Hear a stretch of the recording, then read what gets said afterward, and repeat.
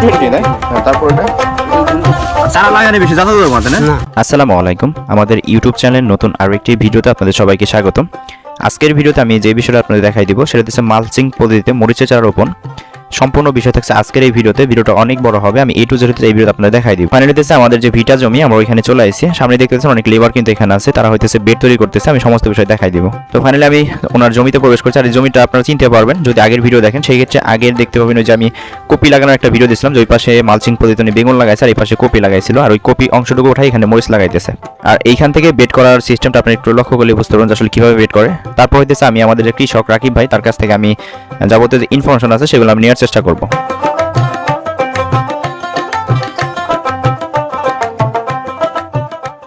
আর এই বেডগুলো নিয়ে কিন্তু মোটামুটি এর আগে অনেকগুলো ভিডিও আমি করে দিয়েছি, 4 থেকে 5টা। দেন তারপর এটা দেখেন, দেখলে আর একটু ক্লিয়ার হবেন যে আসলে বেডগুলো কতটুকু কেমনি কি করা লাগে। দেন তারপর আমাদের রাকিব ভাই আছে, উনি এগুলো বোঝাই দিব আপনাদের।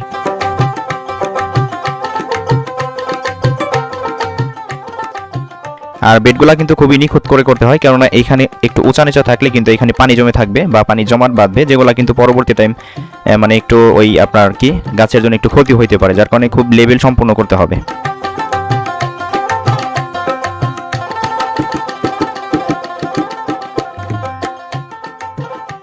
আর এই মালচিং পদ্ধতিতে আমাদের এই এলাকায়, মানে আমাদের যে এলাকাটা আছে এইখানে ফার্স্ট টাইম কিন্তু এই মরিচ রোপণ হইতেছে। আর সেটা হইতেছে আমাদের কৃষক রাকিব ভাই কিন্তু এটা ফার্স্ট টাইম করতেছে। আর ওনার দেখা মতো এখন মোটামুটি আরো 2-3 জন লোক সামনে আগেও আসছে, তারা ওনাকে করবে এরকম আমি নিউজ পাইছি আর কি।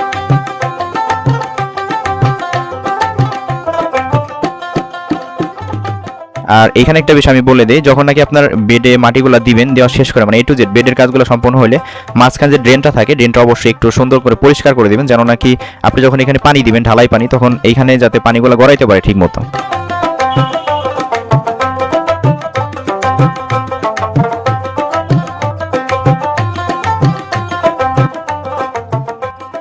আর প্রত্যেকটা কাজে একটু নিখুঁত করে করার চেষ্টা করবেন, কেননা এখানে একটা বিষয় হচ্ছে আপনি ফার্স্ট টাইমে যেগুলো লেবারগুলো আছে এগুলো কিন্তু প্রথমেই লাগে, দেন পরবর্তী কিন্তু আর লেবারের কোনো প্রয়োজন হয় না। দেখেন এখানে কিন্তু উনি হাত দিয়ে এত সুন্দর করে সমান করে দিতেছে যাতে পরবর্তীতে এখানে আর কোনো হাত না দেওয়া লাগে। খুবই সমান করতে হবে, কেননা সমান না করলে কিন্তু পরবর্তীতে পানি জমে থাকবে, আর পানি জমে থাকলে কিন্তু এখানে একটু মানে গাছের জন্য ক্ষতি হবে, যার কারণে বেডগুলো অনেক সুন্দর করে সমান এবং কি লেভেল রাখতে হয়।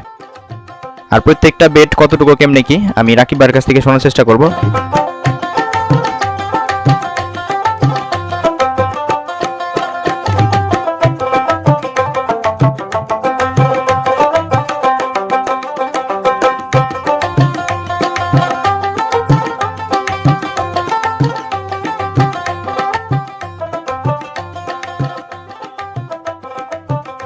ভাই বেডের মাপ এটা কতটুকু?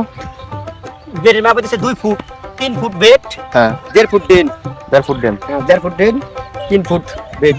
3 ফুট বেড না? মরিচ লাগাম আর কি, মরিচ লাগাবেন। চওড়া এই পাশে এদিকে 3 ফুট, এদিকে 2 হাত লম্বা, এদিকে 2 হাত লম্বা, খেতে যত যায় আর কি। কিন্তু ছোট ছোট বেড করলে ভালো হয় বেশি সর্বোচ্চ, মানে পানিটা দেওয়ার সুবিধা, পানিটা বাইর করা নিষ্কাশন করার সুবিধা। এটা কি সিঙ্গেল বেড না ডাবল বেড? ডাবল বেড না? এই পাশে একটা লাগামু, ওই পাশে একটা লাগামু, দুই পাশে এক বেডে দুই দিকে। আর যেমন আমরা বেগুন লাগাইছে, বেগুন লাগাইছে তুই ভাবি। আচ্ছা। তো যাই হোক, বেড সম্পর্কে আপনারা রাকিব ভাইয়ের কাছ থেকে একটু শোনার চেষ্টা করলেন। দেন তারপরেও হইতেছে অনেক মিস্টেক থাকতে পারে, অবশ্যই আপনাদের যদি কোনো কিছু জানার থাকে সেক্ষেত্রে অবশ্যই কমেন্ট বক্সে কমেন্টস করেন। আর এখানে যে মাঝখানে ড্রেনটা আছে না, ড্রেনটা অবশ্যই পরিষ্কার রাখবেন, এবং কি ড্রেনটা মোটামুটি যাতে আপনি পানি যাওয়ার মতো হয়, মানে কোদাল চলে বা ড্রেন মানে খুবই পরিষ্কার করে রাখবেন, ঠিক আছে? তো এখন এখান থেকে আমি দেখাবো আপনাদের কিভাবে আসলে পেপারটা বিছানো লাগে। তো এইখানে দেখেন পেপারটা বিছানোর বিষয় আমি বলে দিই। ফার্স্টে এই যে পেপারগুলো আছে, মালচিং পেপার বা মালচিট পেপার যেটাই বলেন, এই পেপারটা কিন্তু প্রত্যেকটা বেড অনুসারেই করা।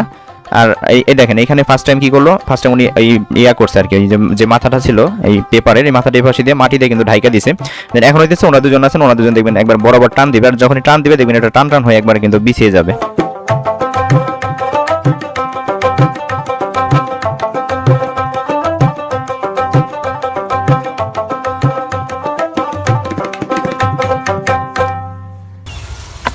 তো দেখেন এটা কিন্তু মানে একবারে যে টান হয়েছে তাও না, মানে চটান করতে হবে। যত আপনি চটান করবেন এটা মানে টান করবেন, তত কিন্তু এখানে আপনি এটা মানে ওই যে ছিদ্র করে মজা পাবেন, ঠিক আছে?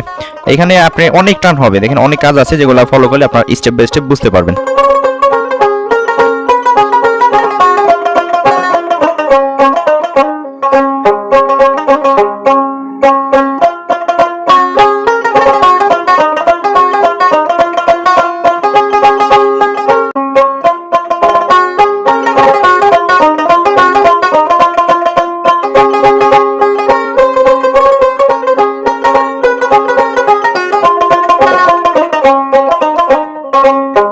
আর একটা বিষয়ে সবসময়ের জন্য আপনারা একটু খেয়াল রাখবেন, কেননা এই যে পেপারটা বিছাইলো এই পেপারের ভিতরে কোনো রকম কোনো ধরনের যেন বাতাস না যেতে পারে, ঠিক আছে? এটা অবশ্যই মাথায় রাখবেন।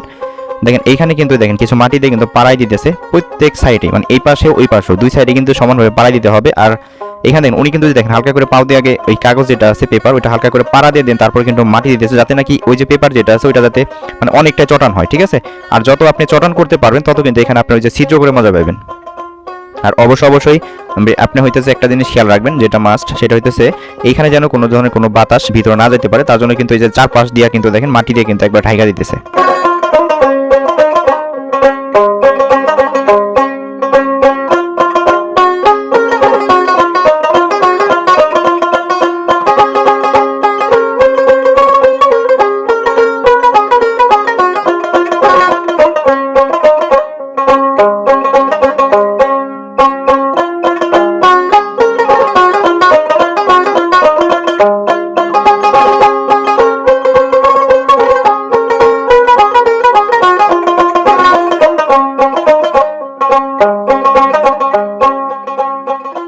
তো এইগুলা মোটামুটি সবকিছু শেষ হলে আপনি পেপারটা হইতেছে কাটা দিবেন। কাটার জন্য আপনি কাঁচি বা হইতেছে আপনার ওই কেচি ইউজ করতে পারেন অথবা ব্লেড ইউজ করতে পারেন, যেটা আপনার সুবিধা মনে করেন সেটা দিয়ে আপনি এই পেপারটা কাটবেন আর কি। দেন কাটা শেষ হলে এখানে হইতেছে আপনি সেম প্রসেসে মাটি দিয়ে দিবেন। দেখেন ওনারা কিন্তু এখানে মাটি কিভাবে দেয় আমি একটু দেখাই আপনাদের।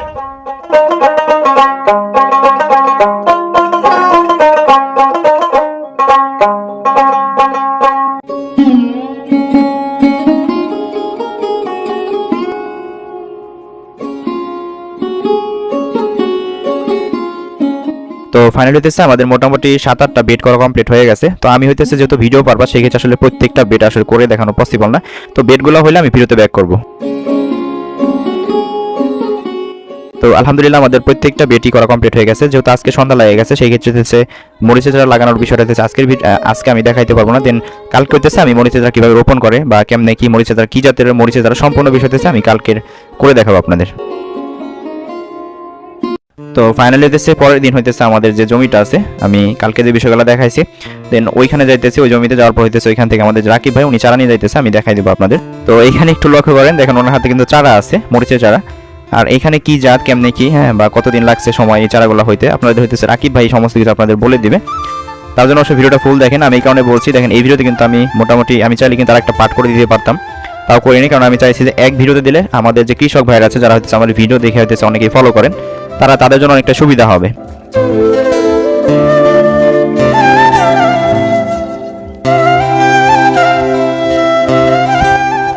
আর চারাগুলা আলহামদুলিল্লাহ অনেক সুন্দর হয়েছে, চারাগুলা দেখলে বুঝতে পারতেছেন। আর এখানে কিন্তু মাটিবিহীন চারা, ঠিক আছে, সম্পূর্ণ মাটিবিহীন কোকোপিট দিয়ে তৈরি কিন্তু প্রত্যেকটা চারা।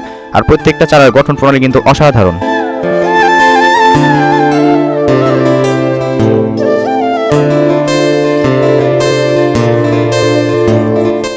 রাকিব ভাই চারাগুলো হয়তো কতদিন লাগছে? চারার বয়স 30 দিন। চারার বয়স 30 দিন না? এখানে কি কি জাত আছে? এখানে আছে বিজলি প্লাস 220, তারপর ধূমকেতু, নাগা ফায়ার। নাগা ফায়ার এটা হইতেছে কোনটা কি দেখা নাগা যায়? ফায়ার, এটা নাগা ফায়ার জাত কাইতে রাখলাম, টাইম লাগাইছে না? আর এটা বিজলি প্লাস 220, এটা বিজলি প্লাস 220 না? হ্যাঁ, তারপর এটা ধূমকেতু। ধূমকেতু, এটা এগুলো সব ধূমকেতু। ওটা ধূমকেতু না? চারাই যেটা লাল আর ওটা এই যে সবুজ সবুজ, এটার কারণটা কি? এটার কারণ এটা হলো জাংলা তলা নিচে ছায়ার ভিতরে রাখছিলাম চারাটা। আচ্ছা স্যার, এটা আর এটা রোদে রাখছিলাম, মানে এটা ভিটামিন ডি সি এটা দিয়ে লিখে চারাটা টাটি করছি শক্ত। মানে এটা হলো ভিটামিন ছাড়া হ্যাঁ, হ্যাঁ। আর এটা ভিটামিন আছে আর কি। চারাটা আপনি দেখেন যে শক্ত হয়েছে কিরকম একদম। চারার নিচে কিন্তু পুরোটাই কিন্তু জ্বর, হ্যাঁ, জ্বরটা আটকায় না একবারে। শিকড় তো চারার বয়স 30 দিন না? 30 দিন।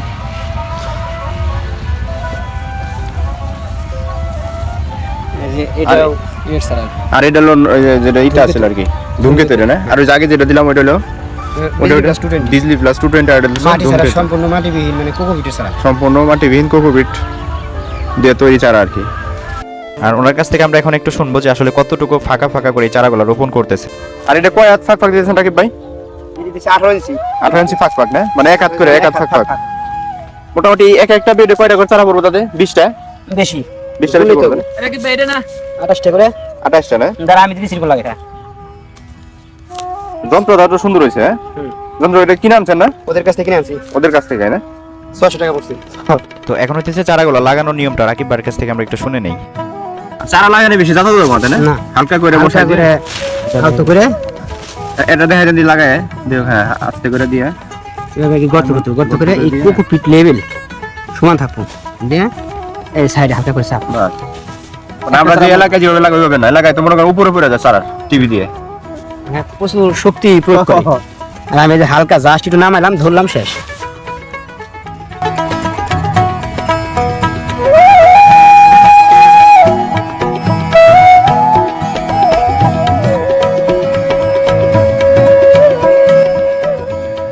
তো চারা লাগানোর যে বিষয়গুলো ছিল ওগুলো কিন্তু রাকিব ভাই আপনাদের ক্লিয়ার করে দিল। তো এখন অনেকের কাছে প্রশ্ন থাকতে পারে যে ভাই উনি এই চারাগুলো কোথা থেকে পেলো।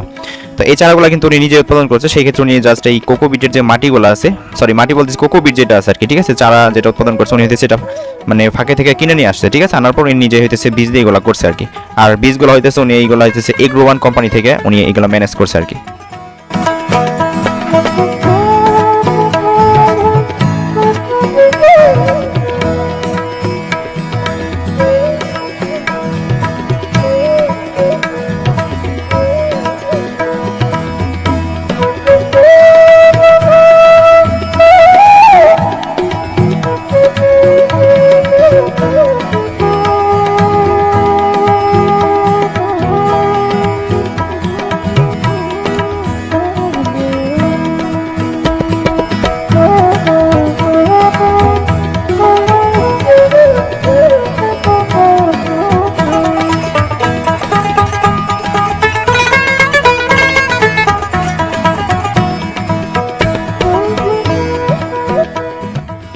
আমার কাছে সবচাইতে একটা জিনিস ভালো লাগছে আসলে যে চারাগুলা, ঠিক আছে, এই চারাগুলা একটু লক্ষ্য করেন, এখানে দেখেন এই চারাগুলার একটা জড়ও কিন্তু মানে পয়রা হয়ে যায় না মইরাও যায় না, এরকম একটা পরিস্থিতি। প্রত্যেকটা জ্বর কিন্তু এই কোকোবিট যে মাটি আছে এটার সাথে লাগানো আছে, আর যার কারণে কিন্তু এখানে ফলন এবং কি চারাগুলা খুব দ্রুত করে বড় হয় এবং কি চারাগুলার যে মানে চেহারা এগুলো কিন্তু খুব দ্রুত করে চেঞ্জ হয়ে যায়।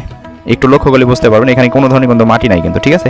আর প্রত্যেকটা চারাই দেখেন খুব সুন্দর, ঠিক আছে, অসাধারণ। আমার কাছে খুবই ভালো লাগছে চারাগুলার বিষয়গুলো নিয়ে।